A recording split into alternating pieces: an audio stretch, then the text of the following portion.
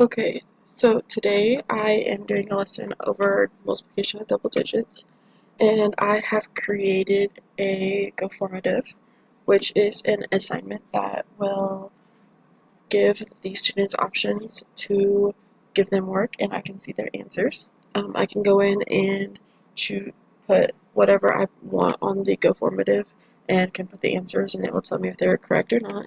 So I had 5 people do the GoFormative, and on the first one, which is 90 times 14, then no one got it right, which is a show your word problem.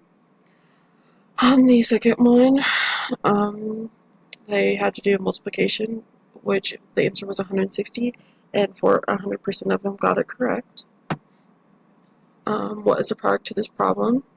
50% got them correct. What is the rest of this work? So you can put responses and edit them. None of them got that correct. They got 100% on this question.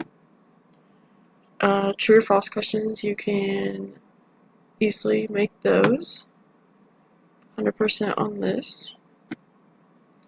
And 20% on this. And that's about it.